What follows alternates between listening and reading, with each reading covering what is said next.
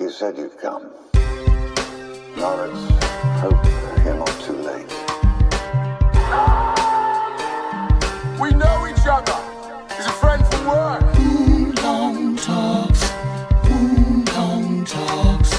Talk just a little bit, just for the sake of it. Say what you think of it. Long talks. Long talks. Talk just a little bit, just for the sake of it. Say what you think of it. Long talks. Long talks. Talk just a little bit, just for the sake of it. Say what you think of it. Welcome to Jumanji. Hello, everybody. Welcome to our very first Christmas special episode. Now, we've been meaning to do this since we started podcasting, which was about 2 to 3 years ago. But for some reason, we've never been able to get around to actually doing a Christmas episode. We're finally here. We're finally ready to do one. So we're going to give you our take on the Christmas special, as you probably hear from other podcasters. But ours is going to be a little bit different. It's going to be a little bit more relaxed. We're going to have a bit of fun. And we're going to get some of the answers from the audience as well, from this week's question of the week, about what kind of movies you like to watch over Christmas. But before we begin, I've joined as always by my friend, the Rustin Kid, aka Rich Kid. Rich Kid, say what's up, man. What's up, people? And before you continue, I just want to give a big shout out. If people went on social media yesterday, they should know that it was the MC's birthday. So it was Shakespeare. Jason, happy birthday, man, or happy belated. I mean, I see you every damn day anyway, but I want to put it out there to the masses. Happy birthday, man. Happy born day. Thank you, man. Thank you. And thank you as well to all the people who did wish me happy birthday on social media. I really appreciate that. As I said, another year older, maybe a little bit wiser, and even less present. So, yeah, that's growing up, folks. Don't do it. It's a trap. Yeah, exactly. But, man, Christmas time is around the corner. I mean, if you're listening to this now, it would be about 5 days away. And it's an exciting time of the year. It's a time when everybody likes to get together with their friends and their family and be grateful for the things that they have and share the love and joy amongst each other. So we want to try and do the same thing with you guys here today with this episode. So what we're going to do is just talk about a few things surrounding our Christmases and kind of things that we've done in the past and the kind of things that we like to do. We'll tell you a bit about some of our presents that we've gotten, best and worst. And we'll try and give you a little bit of advice as well if you find yourself alone this Christmas, which is not as uncommon as people may think. So hopefully if you're in that position, then you'll be able to, get something out of this episode as well. But Rich, man. So I said it's 5 days away until Christmas. So we may as well start at the top. What kind of things do you like to do over kind of the Christmas period? I mean, the better question to ask is, when does the Christmas period sort of start for you? Is it from December the 1st, or is it more Christmas Eve when work is done and you're just like, work is finished for the next couple of days. I want to put my feet up and chill. When do you really kind of start looking at Christmas? It's weird because, I mean, I've only had like this where I'm based now. Where I'm working now is like obviously like an office job, as you know, Jay, and other people out there who don't know, me and Jay work in the same building. But I've only been there 4 years. December the 1st, literally just gone. So like 20 days ago is when I started in this place 4 years ago, and I've, give or take, worked in retail and worked my way up to retail to management and stuff like that.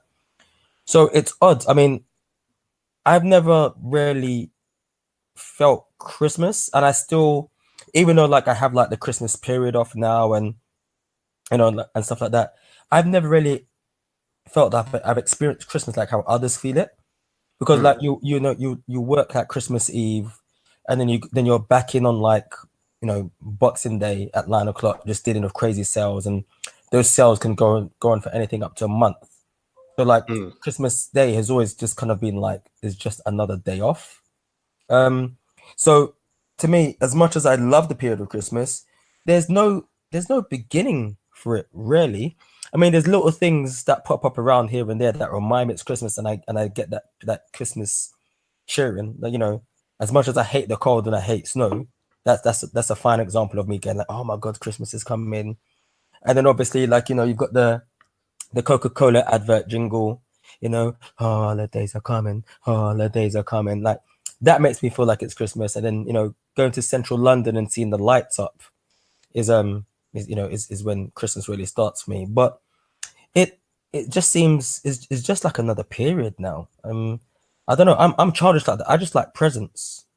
Like, my son's loving Christmas and he's loving the lead up to it and he wants his presents. I just want to get to December the 25th just to open that present and eat that good food and go back to sleep. So I'm like half Christmas cheer and half, you know, Uncle Scrooge. Yeah, I hear you. I think for me, it doesn't really start until Christmas Eve. I mean, I'm always aware of the Christmas period. I mean, one of the things, listeners, you know, Richard and I have both previously worked in retail for you know, large parts of our professional careers, and I got like really sick of Christmas at one point when we were working for a specific retailer. I won't say whose name it is, but Richard and I have both worked for them. And I started to get quite sick of Christmas, partly because Christmas for this retailer begins in November, you know, which is not unusual for the retail industry in general, because obviously it's the biggest chance that a lot of retailers have to make their money.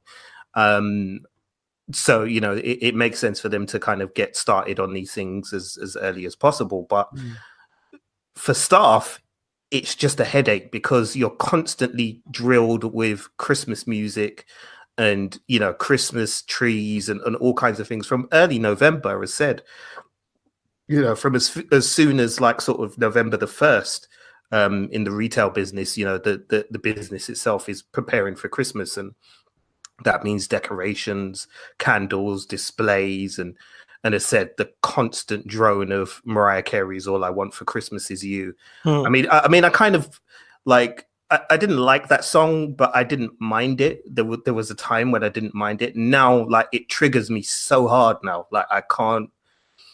Like, where we work now, you know, they play like a lot of Christmas music in the office, and a lot of the time I just have to plug my headphones in and listen to podcasts or something, because I otherwise I would literally go mad. Like, I can't take Christmas music no more.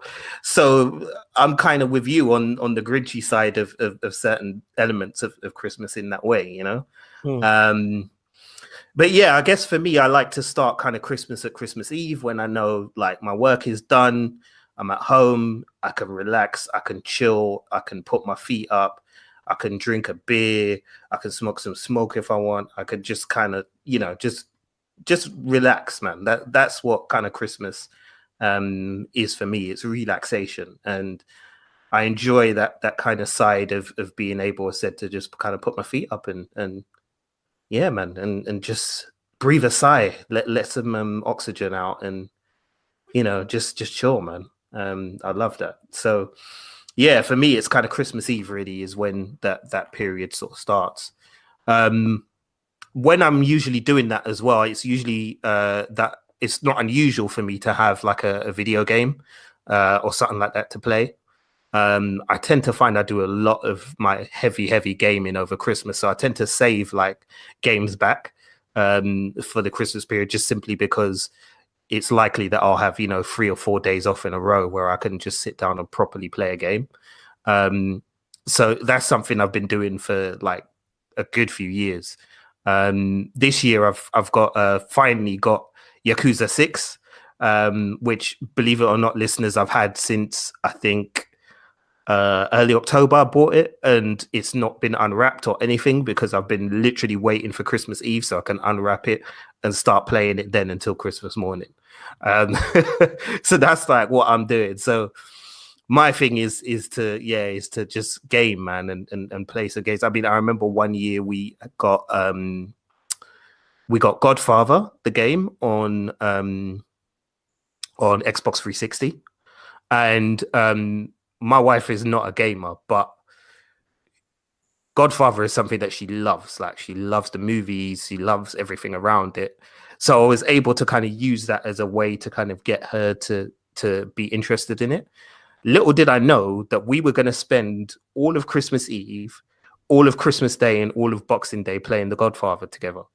And literally, and it was mad because like it's not even a 2-player game; it's a 1-player game. But for those of you listeners who know the Godfather game, and for those of you who don't, the Godfather game was, in terms of the playing mechanics, it was a lot like GTA, Grand Theft Auto, in a sense that you controlled this one character. But what they did, which I kind of liked, was they kind of worked your character's storyline into the storyline of the movie. So you kind of play, you know, different levels around key events that happen in the film. So from that, I think that's the kind of the hook that got my wife interested. And then, yeah, man, it was just after that, it was like we were playing that, as said, for 3 days straight. I think on when was it? I think it was Boxing Day. We woke up at like 8 a.m. to go and queue up at Tesco's to go and get like bread, Doritos, Coke, sweets, the essentials. And then literally came back and then jumped on like Godfather again and played it all the way through. So yeah, for me this year, I mean, I don't think she's going to join in this year because she's not feeling Yakuza, and that's fine because I don't need her. I've got Kiryu. So yeah, this year will be Yakuza 6 for me. So that's going to be my thing. Are you going to be doing anything like that? Do you game like more over Christmas, or is it kind of not really much of a difference to how you game in general? No, I game more. I think I game more over Christmas as well. I remember there was one Christmas, geez, man, I got told off so bad. And I think I literally spent the whole day playing this game on the PlayStation 3 called Vanquish. And I ended up clocking the game in one day. I was just caning it. Like, I played it into Boxing Day. And I remember Vanquish. Yeah. Remember Vanquish? Yeah. And they kept on, and then people kept coming out and saying, "Yeah, are you coming down?" And I kept on saying, "Yeah, 5 minutes." Which is the same thing I say when I'm drunk and I end up stuck in the toilet. Like, yeah, 5 minutes, man, 5 minutes, and the hours just roll on. So yeah, this year definitely. I mean, I've been on this whole Destiny shtick for like a hot minute. So at some point this Christmas, I'm definitely going to be trying to save the universe, or to continue trying to save the universe. I've still got Spider-Man that I need to finish as well. And so like, you know, apparently I've got like an Into the Spider-Verse, the Art of the Into the Spider-Verse book for Christmas from somebody. So that once I flick through that book, that's gonna kick in the. From who? Who you get that from? I don't know. I don't know. It's lies, bruv. It's lies. Yeah, I don't know. Some guy who says he's my best friend or something. I don't know. They're lying. You know, when you read stuff and you just start getting excited. So I know I'm gonna flip through pages and go like, yeah, I'm Spider-Man. I can be greater. I can be anything under the mask. And I'm gonna go back to that same level I left it at like 3 months ago or 2 months ago, and not get past it and just turn it off. So, and we'll just go straight back to Destiny. But yeah, I do a lot of my gaming over the Christmas, and there's a lot of DLC content that's been released on Destiny too. So I think I'm gonna be on that, playing that with my brother. To be fair, so yeah, man, I actually can't wait. I might even hit some up tonight before I go to sleep. Yeah, if you know, listeners, if you know Rich Kid, you know he kills Destiny each and every night. So, boy, if you're a fan of Destiny, you should probably look out for him. In fact, you know what? We'll probably give people our PlayStation network names. Yeah. Towards the end. And, Jay, not PlayStation network names. Do you know how old we sound when we say that? What did the kids say nowadays? I don't know, or handlers. I give my handler. I don't know why I said that in an American accent, but yeah. I was just thinking that as well. Like, why? Isn't that called a handle or like a tag or something? I don't know. You young listeners, like, I don't know. Yeah, the whippersnappers know what we're talking about. You know what I feel like? I feel like that Steve Buscemi meme. You know, the one where he goes undercover as a teenager, and he's got his like cap on backwards and a skateboard over his shoulder. And he goes, what's happening, young people? Yeah, I feel like that. Yeah, man. But yeah, gaming is really like something fun to do over the Christmas period for both of us. I think, as said, just generally because it's the one time of year we probably have more time on our hands than we usually would have. So that's always a fun thing to do. What kind of movies do you watch over Christmas? Like, is there any that you specifically kind of watched growing up that stuck with you? Was there anything that you watched with the family? I mean, is there anything that you and Luca watch now, or intend to watch over Christmas that you'd enjoy together? Yeah. Well, I'm gonna get Luca to watch Die Hard. Yeah. Hey, listen, before you listen, start. Yippee-ki-yay! Yeah, I'm joking. Like, but you know what? Like, I've never really, like, once again, because of the whole retail thing. I've just usually just watched films that I've grown up with my childhood, so it might not even necessarily be like a Christmas themed film. It's like, at some point they'll show Mary Poppins. It's not a Christmas film, but it's one of those films that would get played when I was a kid. So it just reminds me of that Christmas feeling. I mean, with Luca, I mean, like, since he got introduced to Home Alone, yeah, that's it, man. Like for me personally, one of the things, like, you asked me earlier, like, when does Christmas kick in for you? Christmas officially starts when we watch Home Alone. We're just like, Daddy, I'm like, yeah, can we watch Kevin?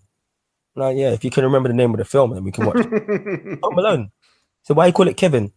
Yeah, because Kevin's Home Alone. I'm like, oh, okay, cool, fair enough. So at some point, that's gonna get watched in the next 5 days, and that's when my Christmas will officially start. And it's funny because I was never a fan of the Home Alone film 1 or 2 when I was a kid. I just thought it was just a bit too kiddish, and I thought I was a bit too grown and a bit too cool for school. But then going back and watching it, and obviously the first one or the first 2 are directed by one of my favorite directors, John Hughes. Like, I actually do feel like a bit of a dumbass, just not liking it for like stupid reasons. But it's what is my favorite Christmas film, I think. And now I have Luca to thank for reintroducing me to that film. But yeah, there's all other films. I mean, like, there's I think at some point a James Bond film is Christmas for me. Indiana Jones is like a Christmas film for me. I don't really have any Christmas films per se that I watch in particular. I think we slowly but surely trying to phase in the Harry Potter films as well. It's a good one. And yeah, but yeah, like I said, I'm a bit of a Scrooge in that that sense. Yeah, I mean, like, traditionally for me, because growing up, we kind of had certain things that we would watch. So kind of like from childhood, the 2 kind of films that always stuck in my head and I always associated with Christmas, because it always felt like we would watch it at Christmas. Well, I suppose there was 3 really, but one of them was Mary Poppins. We'd always watch Mary Poppins at Christmas, particularly when I was really young. Like, one of my vivid memories is watching Mary Poppins with my mum and sitting down on the sofa, usually on like Christmas Eve or something like that, and sit down and watching Mary Poppins, because my mum loves like Julie Andrews. And so, yeah, any kind of Julie Andrews. I mean, she tried to get me to watch The Sound of Music once when I was really young, and I didn't appreciate it at all. But as I got older, I was like, oh, okay, I can see kind of like why you like this film. But yeah, Mary Poppins was something, that and Dick Van Dyke, because yeah, my mum loved Dick Van Dyke as well. So we always were checking for Mary Poppins almost every Christmas. I think right up until I turned about 10 or 11, we were always on Mary Poppins. There was also Home Alone 2 specifically. That was something me and my older sister used to watch together. Because I don't know why Home Alone 2 over Home Alone 1. I guess because Home Alone 2 has the more... Because, correct me if I'm wrong, but both of them are kind of set over Christmas, right? Yeah. Both of them they're Christmas films, yeah. But I think for some reason, Home Alone 2 maybe leans into the Christmas thing a bit more than Home Alone 1. I mean, again, maybe I'm not remembering them clearly. So yeah, please do correct me, listeners, if I'm wrong. I haven't seen either of them in years now, but No, you're actually right, Jay. They're yeah. like Home Alone because it's the setting. The first one is set like just in the house and in the town, Yeah. whereas like the second one is set in New York. Yes, it's in the Trump Tower, isn't it? That Yeah, bastard. yeah. But yeah, but yeah, it's that hotel around Trump Tower, isn't it? That he gets stuck in.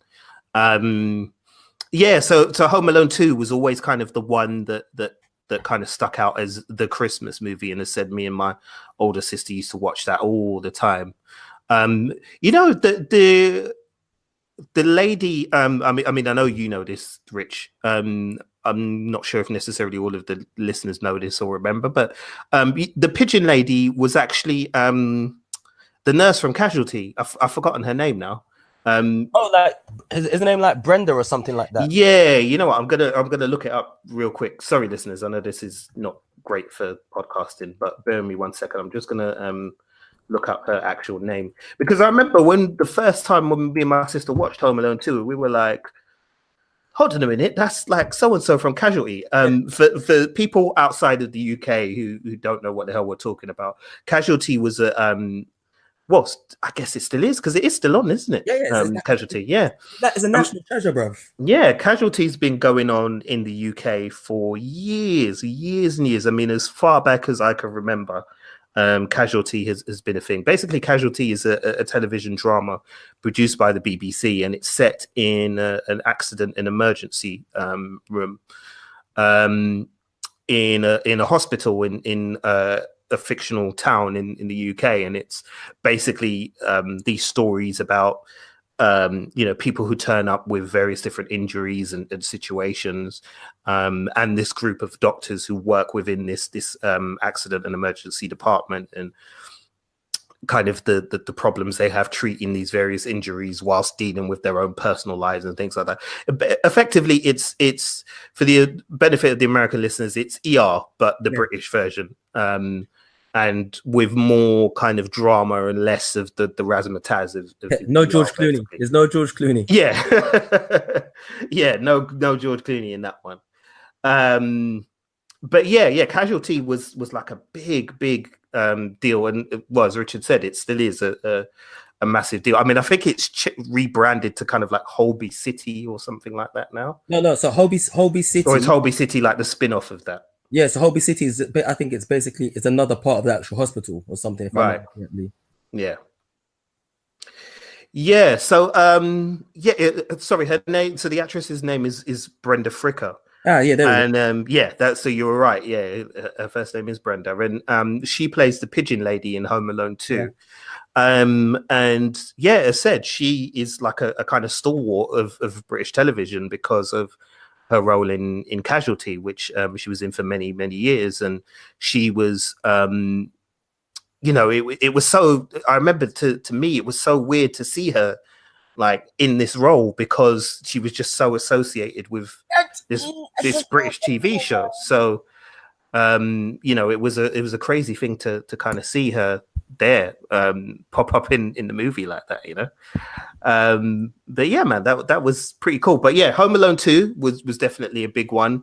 I enjoyed, like, obviously all of the violence that Kevin would inflict on the bad guys, and of course his use of the movie as well in the background, and the dialogue in that movie. I can never remember the name of that movie, the gangster movie that he always puts on. No, me neither. Yeah. But the thing is, the first one, if I remember correctly, the first film, I don't think it's, unless I'm making it up, I don't think it's an actual movie. I think it might not be actually.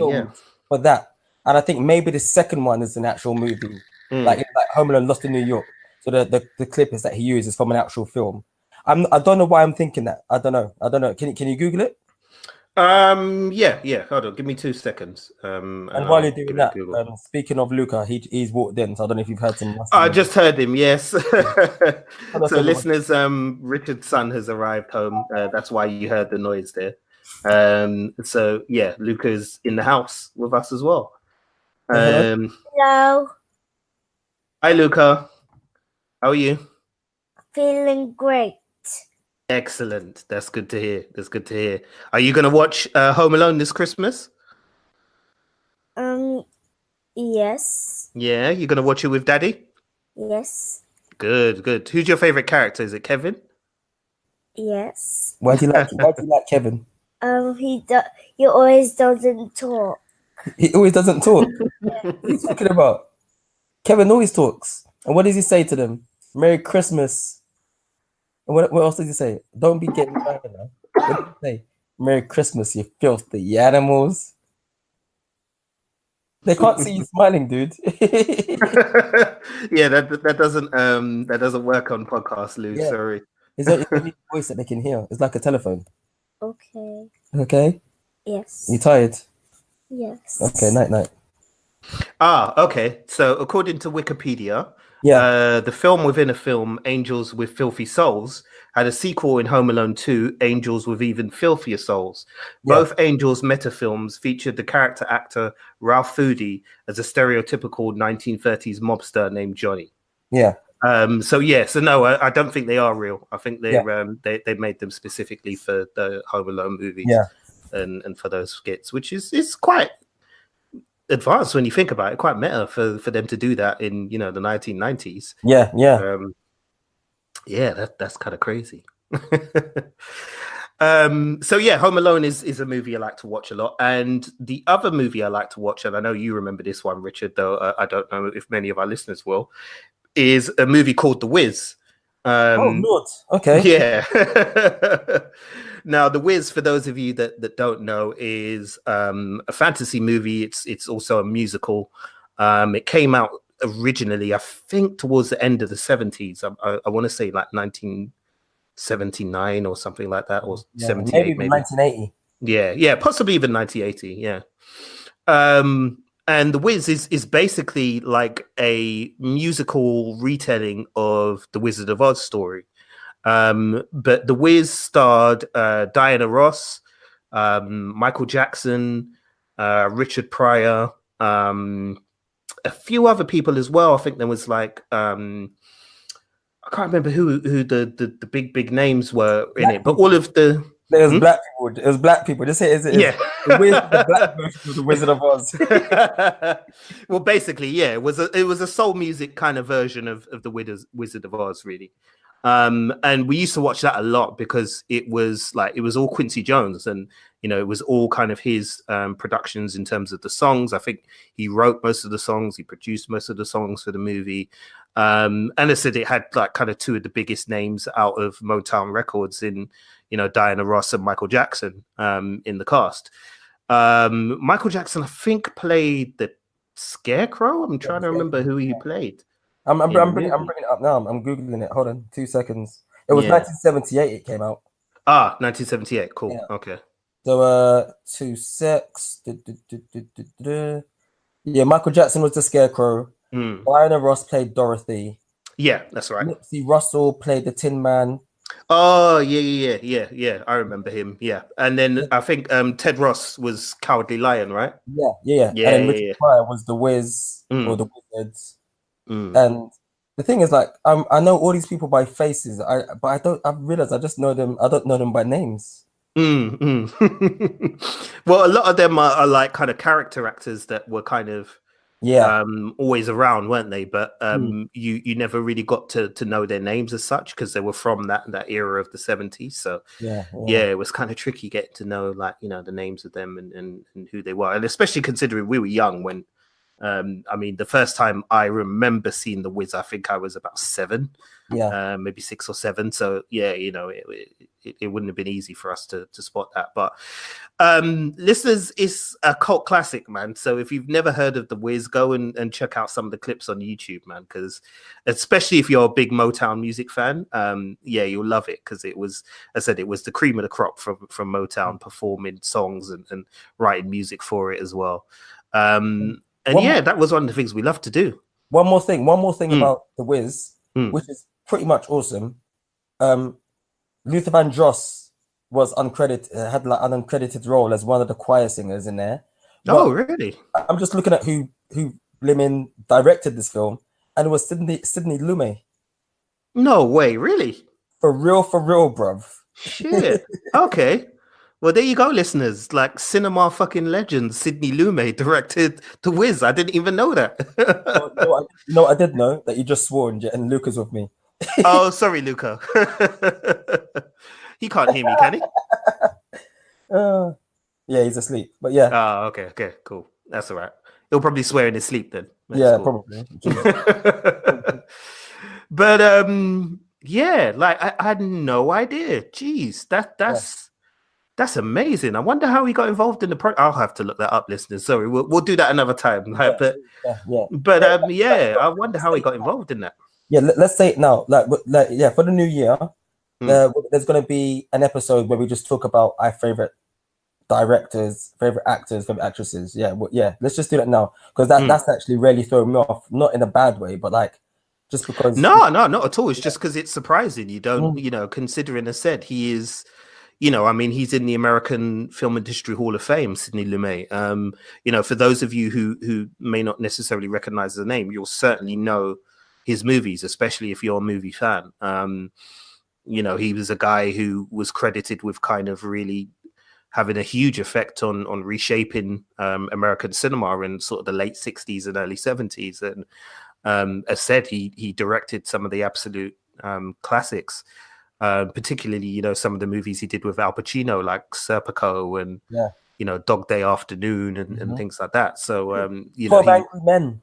Yes, 12 Angry Men. Yeah, as said, that's considered one of the greatest films ever made. So, that's blown my mind as well to think that he directed The Wiz. That's, boy, Berry Gordy was definitely pulling some strings to get in the big guns for that one, wasn't he?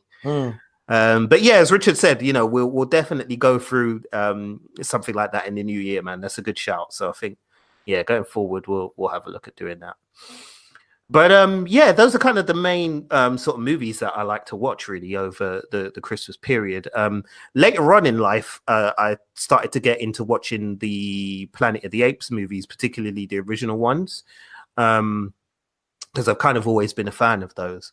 I don't know why that's become a Christmas thing specifically. There isn't any kind of Christmas reason I can think of as to why I did, but it just is what it is, I guess. I just kind of did. And yeah, Planet of the Apes was always my thing. So so yeah, man, that was it. But yeah, I mean, like another thing that I wanted to talk about, listeners, is just briefly, is that, I know that out there may be some of you who are listening to this who may be facing the prospect of spending Christmas by yourself. I was doing a bit of reading and I realized that this is something that's not uncommon at all to people. And there can be a variety of different reasons as to why people find themselves alone at this time of year. And it's something that, I know from experience, having spent a Christmas alone, can be a very difficult thing to deal with, both psychologically and emotionally. So, I just wanted to kind of give like a little bit of advice from sort of my experience. And, Rich, obviously you can jump in, with your observations as well. Yeah. But, I just wanted to kind of give a few kind of pointers for those of you who may be listening to this, who may be facing that. So, one of the key things that people say when you are on your own at this time of year is to maybe, try not to allow yourself to get stuck in the house. So even if you can't necessarily go and visit anybody, it might be a good idea to just go and take a walk, wherever you live, be that in a city or in, the country somewhere. Doesn't really matter. It's never a bad idea to be kind of out and stretching the legs. One of the things you notice at this time of year is that it's very, very quiet. And though the quiet can be unnerving at times, it can also be quite refreshing, and it means you can take things in. It allows you to kind of be more aware of, the environment around you and some of the details and some of the things that we miss on a day-to-day basis because, we're going from here, there, and everywhere. And, sometimes it makes it easier to kind of absorb some of the natural beauty around you, even if you live in the city, you know, as Richard and I do. There's still kind of things that you pass every day that, you know, you don't realize. And then suddenly on a day like Christmas Day, when, as said, it, you know, the streets are generally very quiet, you know, it makes it easier for you to kind of go in and, you know, absorb things. And the fresh air just is always good for the body. You know, there's never a time that it's not good for the body. So I would always recommend that you try and, you know, get out if you can. If you can't get out, then, you know, there's lots of things that you can do indoors as well. I always find that having, you know, a good book helps. There's lots of good books that are available for you at the moment. One book which I'm happy to plug and push is a book that we've spoken about on our IGTV channel on Instagram, which is Rosewater by Tade Thompson. It's especially good if you're a sci-fi fan, and I would imagine you are a sci-fi fan if you're listening to us. And, you know, it's a book with lots and lots of big ideas, but it handles all of those big ideas really well. And it's the type of story that is easy for you to get wrapped up in. So if you find yourself a quiet moment and, you know, with your mind wandering and you need something to focus on, then, you know, a book like Rosewater will definitely do that for you. But reading in general, as I said, is very good. I'm sure Rich can recommend a couple of graphic novels and things that you can read in a minute as well. Yeah. You know, so that's definitely something I would recommend that you do. If you find yourself really at a point where you feel you need help, then don't forget, you know, there is always things like Crisis that you can call. I can say from personal experience that Crisis are amazing, and you know, the volunteers who work for them are just the most incredible people that you'll ever come across. Because, you know, they are people who have tremendous empathy, are brilliant listeners, and, you know, will say nothing when nothing needs to be said, and will say something when something needs to be said. And sometimes, you know, for some people like me, that's, you know, kind of where you find yourself, and that's kind of the thing that you need. So definitely, you know, if you feel that you are in a place where you need to talk to somebody, then, you know, give Crisis a call. Obviously the number is different for different regions. So, you know, I would recommend, based on where you are in the world and listening to this, that you give Crisis a Google. You should get a number for that. I mean, I think there are American equivalents for Crisis as well. So you should be able to find something relevant to that as well. And if you're a gamer, you know, you could do like we do and get yourself a game, you know, prepare yourself for the period and get hold of a game, preferably something that's quite involved, that again will keep your mind active and sharp, and you know, get gaming. Right now there's a heck of a load of gaming communities out there. You know, some of them aren't always the greatest, I know, but there are plenty that are quite good and quite welcoming. And, you know, if you do sort of crave interaction with other people, then, you know, gaming can always be a great way to do that. You know, that's one of the things that I believe in strongly is, you know, the ability of things like gaming and gaming communities to bring people together and to bring like-minded people together, and to give them the opportunity to feel a connection to someone. So I would definitely have a look and see what, you know, you can find out there. But yeah, Rich, I mean, what kind of graphic novels would you recommend for people if they need something to kind of read that's comic book based, maybe over the Christmas period, if they've got downtime by themselves? I mean, like, I would suggest maybe something that's like really quite fantasy based. Sorry, like, listeners, I mean, I'm not sure if you can hear Jay, but Lucas crashed out and he's snoring. Oh, is he? Hear that? Like, he's snoring like a big person. I'm slightly upset. And on top of that, this cat has just crawled in, and he's because he usually tries to sleep with Luca. So okay. Trying to find him, and now he's just in the bed. And now he's just staring at me, and I'm or if he wants to fight, but I'm just really not in the mood because I've got the laptop on my stomach. So if it goes. If it kicks off, it kicks off, yeah? Yeah, it kicks off. Some people are about that life. But I mean, but graphic novel wise, I mean, one of the things that I really like to do if I really want to get lost, let's say if I am feeling a bit down or anything like that, um, I try to aim for more fantasy based graphic novels. So I mean, you can choose something, say like The Wicked and the Divine, which is like an amazing graphic novel, which is basically about, you know, gods basically coming, you know, being reincarnated, but they're almost like rock stars and superstars. So it's not too far out that, you know, that if it's not really your type of genre, it's still quite real world based. But it's really really nice. There's another graphic novel called Black Science, which is a science fiction based graphic novel, which is about, you know, it's almost like a darker version, but a lot more real science fiction in my eyes version of Lost in Space, which is I don't know if you guys, well obviously you guys who are listeners, you've probably seen the reboot that they did on Netflix this year, but is that the reboot was based on a 60s TV show. And that in its turn was basically a science fiction version of the story, the Swiss Family Robinson. So I mean, yeah, so I mean, those are two really really good graphic novels that I could recommend right now.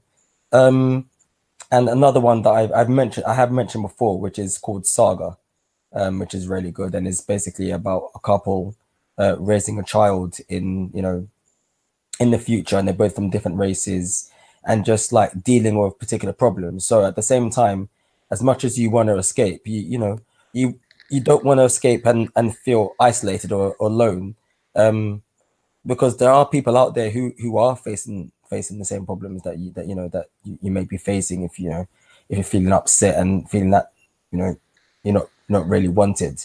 So yeah, so I think losing yourself in something else is quite nice, but then at the same time not to lose yourself too much, and just to realize that, you know, everybody has these problems, you know, and where there's a will there's a way, and you can find those answers in, you know, the most peculiar of places. So, you know, just keep your head up and you know, pick up a book, pick up a comic book, you know, play some computer games. Like I said, me and Jay are gonna give our, you know, our tags, you know, at the end of the show, our handlers. And yeah, man, like, you know, there's always somebody out there for somebody. So yeah. Yeah, absolutely. I mean, Rich has really hit the nail on the head there. I think, you know, the key thing to always remember is, you know, you're never truly alone, no matter how lonely you feel. You know, there is always somebody out there who is in a similar position to you, or if not in a similar position to you, can empathize with what you're feeling. You know, you're never ever alone. That's always the important thing to remember. I just took a quick visit to a website while Richard was talking called verywellmind.com. And they've got a host of like a long list of different things you can do. There's two really practical ones that I actually think are really useful to bear in mind. One is that, you know, you're likely, I'm assuming if you're listening to us, you're likely to have a social media and access to social media. So it's never really a bad idea to visit social media.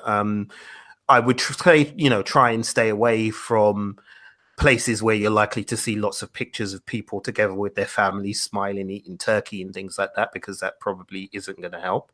But, you know, it's never too bad to kind of arrange an online Skype chat with a friend if you've got, you know, somebody who you talk to regularly who maybe isn't based in the country you're based in. You know, it's not a difficult thing to maybe organize a Skype chat and have a chat with them over the Christmas period, and, you know, maybe just catch up and talk about how you're feeling and how things are going for you in life. I think that's quite a practical thing that people can do. And another suggestion they've made, which I think is a great suggestion, is volunteering. You know, if you feel up to it, I think it's a great idea to volunteer, because, you know, there are so many organizations out there. Certainly, you know, in this city alone, in London, where we live, there's countless organizations that really, you know, could do with a bit of help over Christmas. you know, from soup kitchens to, you know, homeless charities to hospices to, you know, all of these places need always need bodies over the Christmas period. And you know, these people who use these facilities are often you know, desperate to speak to somebody as well, just to have a chat. You know, and something that like volunteering can be very, very rewarding at that time of year. You know, it's one of those things I've always wanted to do, and I've never ever managed to get around to doing it. But I've always said that, you know, one year I am going to go to a soup kitchen and just give up a few hours over Christmas Day, and, you know, maybe feed some people who need it, and have a few chats and get to know people, because I think it's a great way of feeling like, you know, you're doing something over Christmas and doing something worthwhile as well. So those are two things that I definitely would recommend to you listeners if as said, you do find yourself in that position. But if you want other advice, as said, this website I found is called verywellmind.com. So go and check that out as well, and you know, see what other things they've got to offer on there. Did you want to add anything else to that, Rich, or you good to move on? I think you've kind of like ticked quite a few boxes there. So yeah, cool. All right, well, let's lighten the tone a little bit. So, Rich, what's the best Christmas present you've had and the worst Christmas present that you've had? Aish, best Christmas present. I think the best Christmas present might have been from my mum. And that was, yeah, I know, it was Metroplex, which was nice. Yeah, I was spoiled, bro. Me and my sister talked about the other day. We were spoiled. Like, even when we didn't have money, like our parents, they still like they still provided. So yeah, man, like, so, you know, big shout out to them and thanks a lot. But yeah, but Metroplex, like, you know, like, I mean, it's weird because even when I had it and thinking back to it now, and I've seen boxes that have, you know, at Comic Cons that have the original Metroplex, and it's not that big. But then, like, you read the comic book, and then when you buy the other Transformers toys, and then you see like the back of the box, and it's like, yeah, like these. Basically, for listeners out there, Metroplex was actually the base or the transforming base that the Autobots lived in. So imagine on a much bigger scale, but imagine Buckingham Palace. And all these, you know, and like all the royal family and their servants are Transformers, but Buckingham Palace itself can transform into like a robot, and can transform into a tank, and can transform into like a floating space station. That's basically what Metroplex was. Aside from the fact that in scale comparison to the rest of the Transformers, it wasn't that big. But as a kid, I was just like, oh my god, it's massive. But you know, I'd got like Hot Rod, I had Optimus Prime, I had Bumblebee, I had Springer, like, which was a triple changer. In fact, Springer was in the last amazing Transformers film that we had. But yeah, so like, and I actually wanted all these other Transformers so they could live in this big Transformer. And like I said, it was just like the best present, because my mom kept on saying to me like, no, I can't get it. Your dad said you're not gonna be allowed to have it. It's going to be too expensive. Oh, it's going to be too big and you don't keep your room tidy. And literally, like, Christmas morning, I ripped open that piece of paper, and that was it, man. Nobody saw me. I was done. I was living my best life. And what did you say? So did you say best and worst, or did you just say best? No, worst as well. Worst. Listen, nothing's going to take, like, every time you're going to ask me this question every single year, right? And it's going to be the same answer. An ex-girlfriend's mum gave me a candle. Gave me a candle. Oh my god, a candle. Fans, if you don't know, like, fans, like listeners, if you didn't hear me, yeah, she gave me a candle. This isn't the 19th century. You know? We haven't been hit by like an electromagnetic pulse where electricity doesn't work, right? Yeah, we're not living on an island where my best friend is called Wilson. Yeah, like, but yet I got a candle. Don't get me wrong, I used the hell out of that candle because I'm that guy. But I was given a candle. I'm just gonna leave it out there. That's it. So was it a Yankee candle or just a plain old regular candle with a wick and that was it? All right. Okay. So I'm going to ask you a question, Jason. So if it was a Yankee candle, would it make any damn difference? No, but I mean, at least at least if it was a Yankee candle, you could turn around and say, okay, well, it's got a nice fragrance or whatever. But if it was just like a bog standard candle No, it was. that It you was a got candle. from like some emergency shelter, like that's just that's basically somebody saying, fuck you, I don't like you. Like, I can't be bothered to go out and get you like something that's gonna mean anything to you or make any difference to your life. I'm just gonna pick up the first shit that I see, and that's your gift. It was a candle that had vanilla sticks in it, which is cool. That's fair enough. Like I said, I'm that guy. I mean, we don't really talk about it on this show because it's not really related to what we talk about. But anybody who out there who knows me, I love perfumes and aftershaves. I like nice smelling things. I like candles as well. So in that respect, I appreciated it for that. Like, oh, a candle. But for Christmas, like, come on, like, just give me a voucher for something. Like, like, because to me, I'm one of those people where and Jason he can attest to this as well.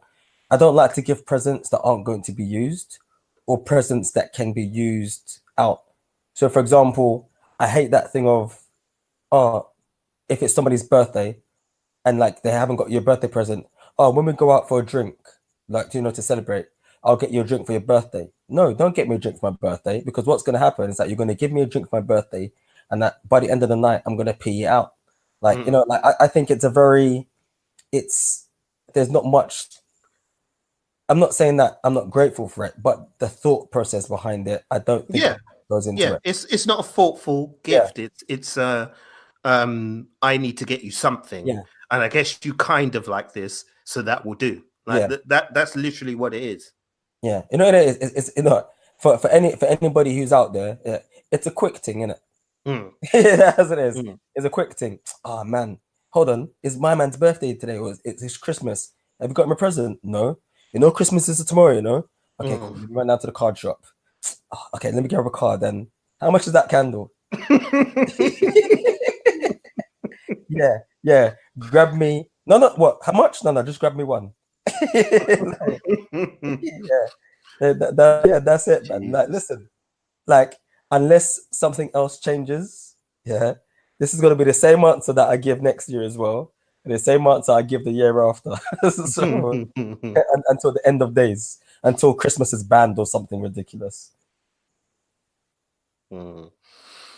Well, boy, I don't even know what to say about that, man. Like, other than I feel your pain, but I mean, for me, probably the best gift, the one that always kind of sticks out for me is my first bike that I got.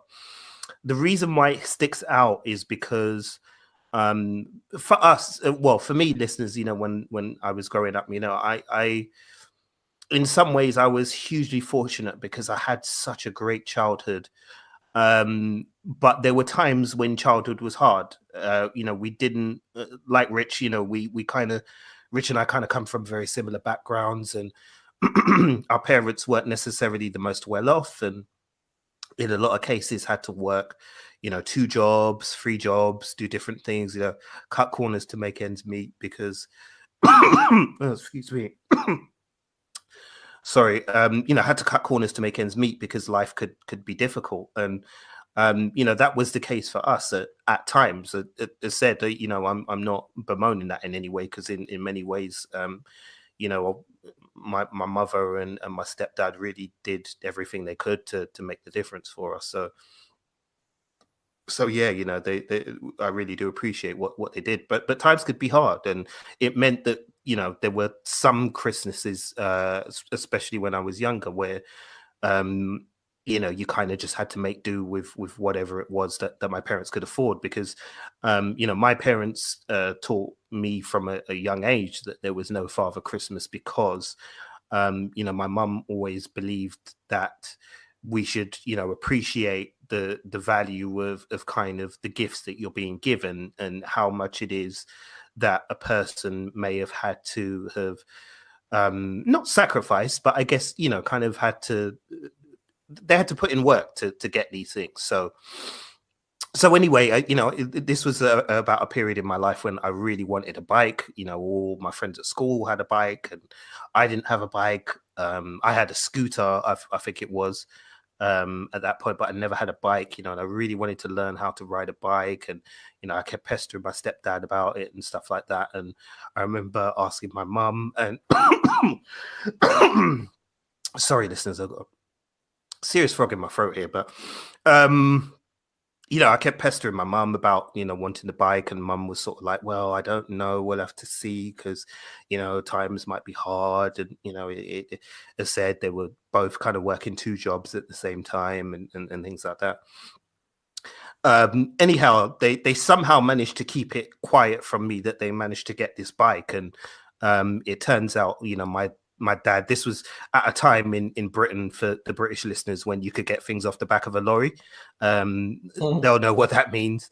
But for American listeners, it basically just means you I guess the way you guys would describe it would be, you know, somebody gave you a hookup. So somebody knew somebody who could get you a bike for cheaper than it would have been in the shops.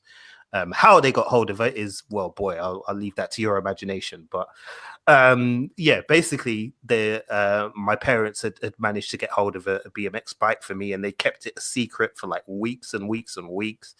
And then I always remember, you know, kind of waking up Christmas morning and kind of feeling like, you know, happy that it was Christmas morning, but kind of not really expecting anything. And then coming down the stairs into the living room, seeing my mom and my stepdad standing by the Christmas tree and this big old package next to the tree. And I was like, what's that? And they're like, that's for you. Something like, huh? And, you know, I go to the package, I unwrap it, and there inside is this boxed up BMX bike. And I remember just crying and crying and crying. And they were like, what are you crying for? Like, do you want us to give you something to cry for? And I was like, no, like, it's just, I'm so happy, you know. And I always kind of remember that because of, as said, it made me appreciate, you know, just how much my parents had to go through in order to do that, to keep me happy. You know, so it's one of those things that I will forever be grateful for till the day I die from them, you know. And I hope it's been something that has kind of shaped the way that I view, you know, the gifts that I get from other people. And it makes me appreciate the fact that, you know, somebody has put thought into what they want to give to me, and has made, said, sacrifices, or has made an effort to kind of, you know, do something for me to make me happy. And that's always really kind of overwhelmed me, you know. So yeah, that's probably always the gift that kind of sticks out in my head. The worst gift, boy, well, I think for me, and you know, I'm just gonna come out and say it. Every fucking year, my mother-in-law buys me Lynx box sets. I hate them. I hate Lynx box sets. For those of you that don't know, for the Americans in the audience, Lynx is basic. The equivalent of Lynx is Axe. So, you know, Axe body spray and things like that. You know, the gift sets that they do? Yeah. She buys me that every fucking year. And every year I say, I do not use this. Please don't buy it for me, because it's just going to sit in the cupboard. And what does she do? She goes to the shop and she takes her money and she buys another Lynx box set for me. And it's got to the point now where I'm just like, I've got a collection of these things sitting in the cupboard where that haven't even been open, going back 3-4 years. And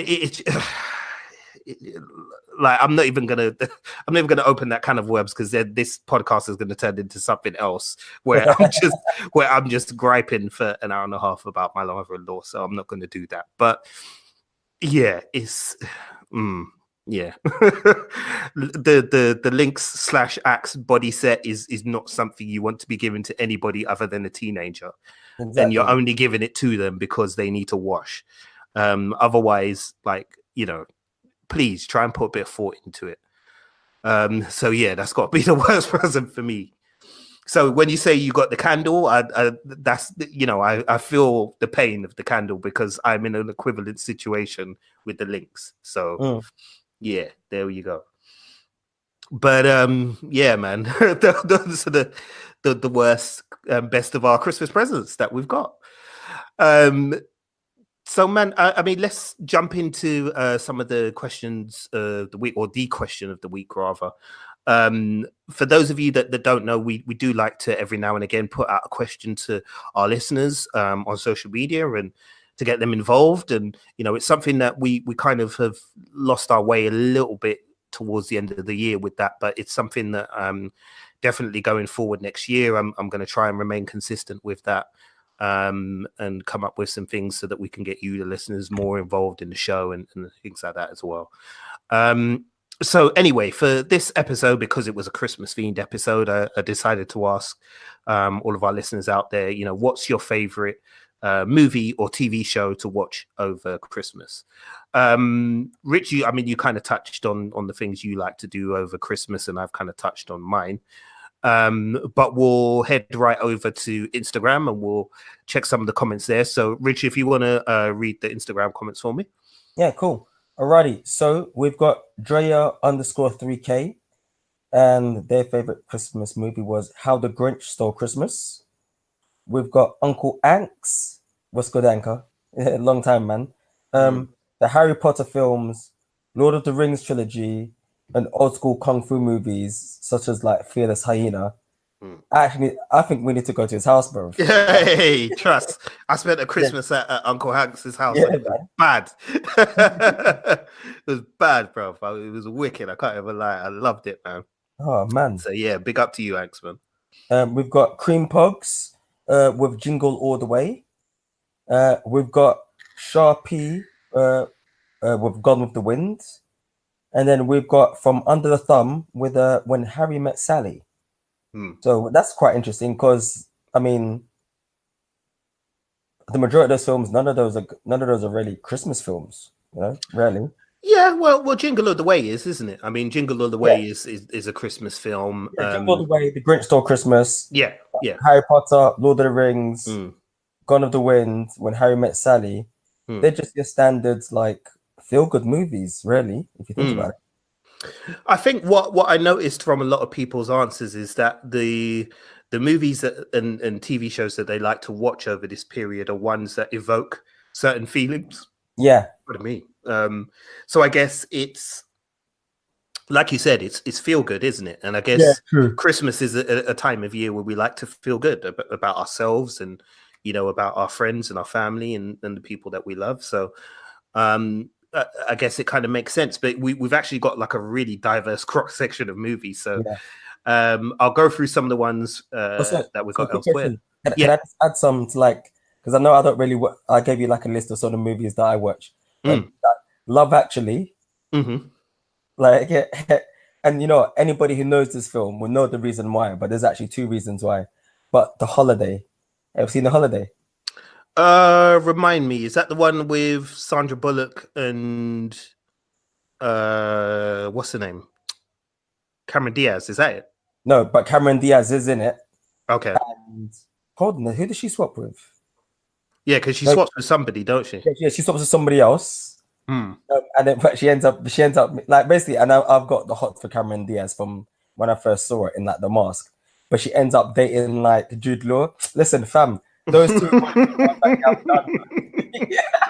Jesus, well, that said it all, man. Like, as soon as you said the name Jude Law, that was that. Listen, by now, Richard is a Jude Law fanboy. So, yeah, that. That stuff. Oh, okay. So it's Cameron Diaz and Kate Winslet. That's it. Yes. And Jack Black. And Jack Black. Yeah. They're our leads. Yeah, so that makes sense. Okay. Well, in case you didn't know it, listeners, Richard is a very soppy guy, and that explains everything, really. All right, so what else did we get? We got some Facebook answers. So from Facebook, we had Alex who said Back to the Future. Victor said Elf and Bad Santa. Rhea says she likes to watch the Harry Potter movies with her dad. And Kathleen said Elf, The Holiday, same as you, Love Actually, Home Alone, and she's introducing her daughter to Gremlins, which is a classic Christmas movie, man. I can't believe I overlooked Gremlins. That's another film I'd love to watch. Every movie, man. It is scary, but you know what? Scary's a bit fun at Christmas time sometimes. Sorry, just having a swig of water. So yeah, those were the Facebook comments, and then from Twitter, we got IG88 said Bad Santa. Lizzie Boredom, Lizzie gave us a long list, so I'm sorry, Lizzie, I'm not going to be able to go through all of these, but I've shortened it down. So we've got The Nightmare Before Christmas, Mickey's Christmas Carol, which I forgot about Mickey's Christmas Carol. I kind of like that. Oh yeah. The Rankin Bass Christmas movies, which is wow, like a good shout, man, because there's a good few of those. Again, for those of you not knowing who listen, who are listening to us, Rankin Bass is or was a very big British movie studio. Their heyday was probably God, what would you say their Rankin Bass heyday was? What, probably the 50s, maybe? What films did they make? 50s and 60s. Why is it? The name sounds familiar, but I'm not getting anything. Oh, Rankin Bass did like so much stuff. Hold on, I'm going to bring up their filmography. But there's loads of things that they did. Oh, blimey, they were producing right up until sort of 2007. Oh, apologies. Sorry, they're not British. They're an American company, Rankin Bass. So yeah, got that wrong. God damn it, Jay. All right. So here's some of the Rankin Bass movies. It's mostly animated productions. The big productions are The Swan Princess, Okay. Tom and Jerry's Take on the Nutcracker, Okay. The Last Unicorn, Yeah. Santa Claus is Coming to Town, the original Hobbit, The Mouse on the Mayflower, The Flight of the Dragons. Let's see what else is there. Oh, The Little Drummer Boy. Yeah, I remember that. The Little Drummer Boy. What else did they do? King Kong Escapes. Okay, that's not Christmas themed. Yeah, I don't know where that came from. Sorry. Pinocchio's Christmas, which came out in 1998. Oh yeah, of course they did The Wind in the Willows. What, a TV show? Yeah, of course they did. No. It was an actual movie production. Okay. Yeah, it was a movie production from like way back, from sort of 1990. It was Disney co-produced it, I think, with them. And it had like John Cleese in it and like Eric Idle and them guys. So yeah, you're talking like back in yes, sort of I remember like that. Yeah, I remember yeah. that version. Oh yeah. So that's the Rankin Bass sort of filmography there. So sorry, yeah. So Lizzie's list also included Love Actually, and Die Hard. Okay. We Have a Hulk said that they enjoy Muppets Christmas Carol, Die Hard, Home Alone, Love Actually, and Elf. And finally, the Nerdy Birds said they enjoy Die Hard. So yeah, I said quite a diverse sort of set of films, although quite a lot of common ground as well. Lots of people really like Love Actually, which is a film I absolutely cannot stand. Like, I really hate it. I really do. It's funny, I can't stand any of his films. You know that guy, what's his name? Roger. Oh, the guy who directed? The guy who wrote all of those films. Yeah, I've forgotten his name now, but I can't stand any of his movies. He wrote 4 Weddings as well, right? Yeah, I think 4 Weddings is probably the only one that I liked. Yeah. I can't remember his name. Hold on, do you not like Notting Hill? No, man. No. I hated Notting Hill. Yeah, we need to do that thing that they do to people in those cults. Yeah,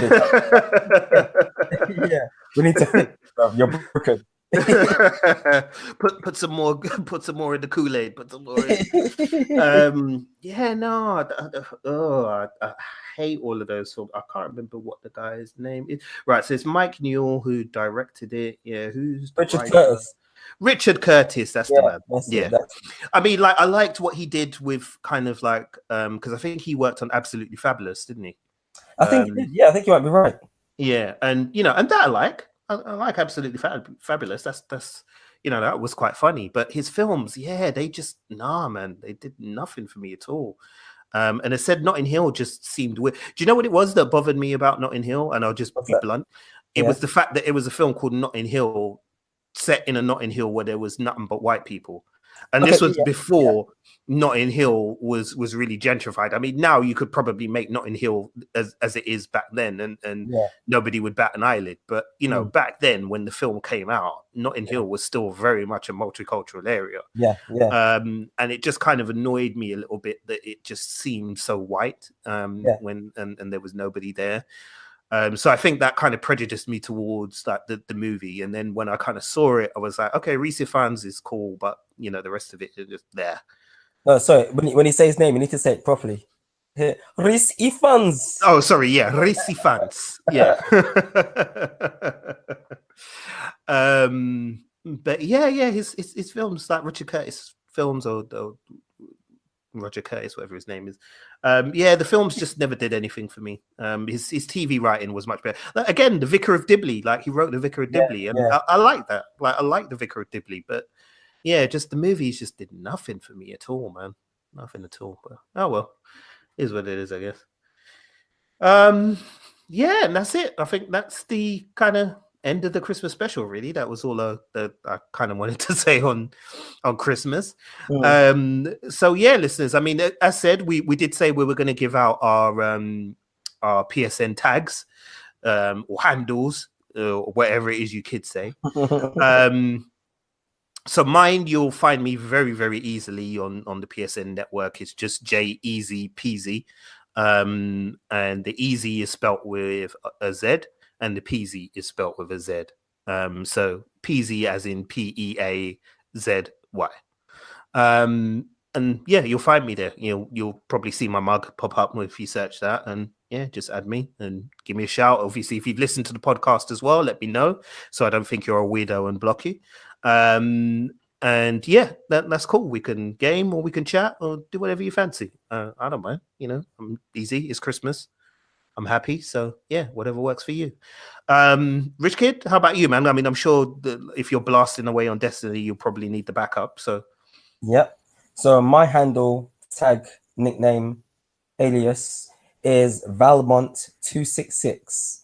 So that's V for Victor, A for Alpha, L for Lima, M for Mother, O for Oscar, N for November, T for Tommy, and then the numerical 266.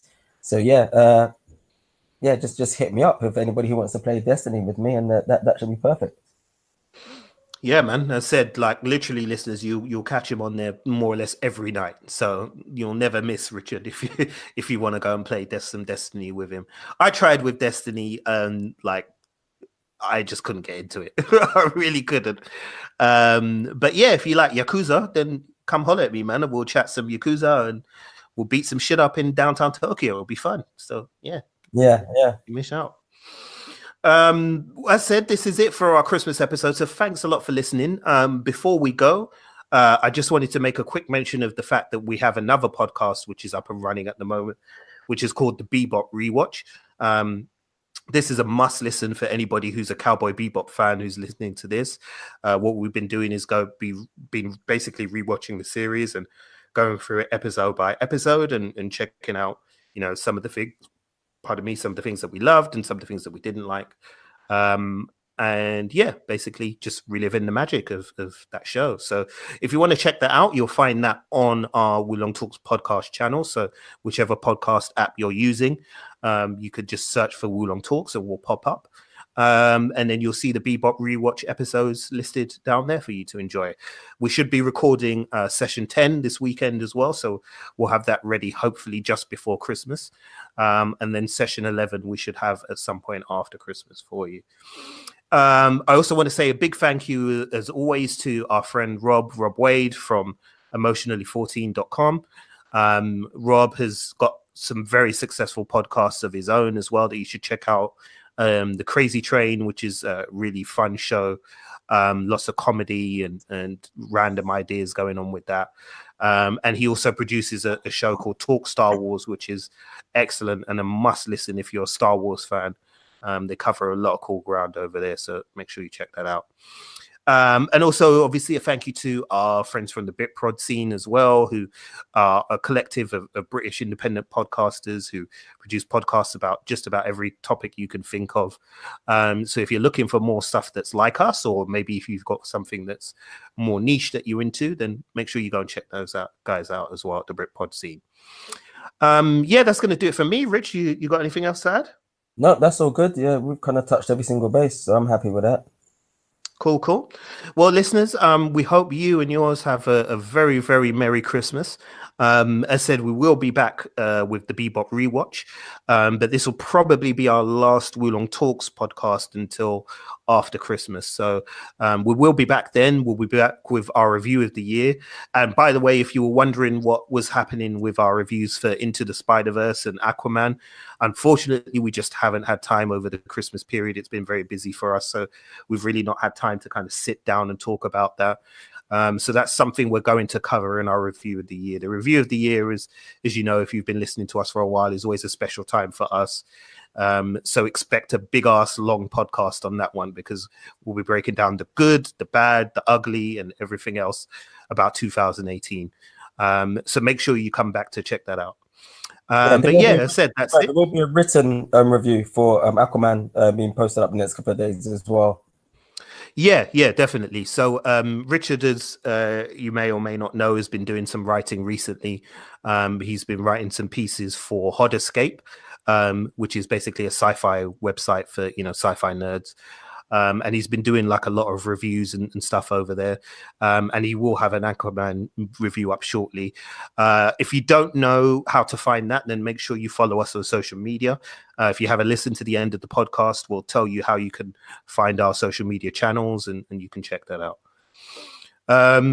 Said that's it from me. So have a Merry, Merry Christmas. Drink, eat, have fun, kiss and hug your loved ones and tell them that you love them. And if you said you're on your own, then you don't have to do that, but there's certainly lots of other things that you can do as well. So make sure you follow through on some of those. And if you need somebody to shout at, as I said, just give us a shout, man. We're happy to talk to people all the time. So come on in and, feel welcome to talk to us.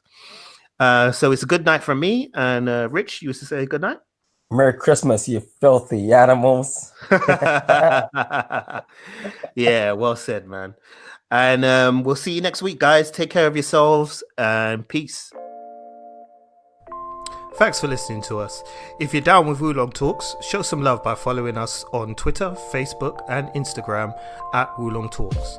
You can also find us online at www.woolongtalks.com or drop us an email at woolongtalkspodcast@gmail.com. We can also be found as part of the BritPod Scene Collective, and we're also officially E14 endorsed. Search for those hashtags to enjoy more content from us and from other great British podcasters.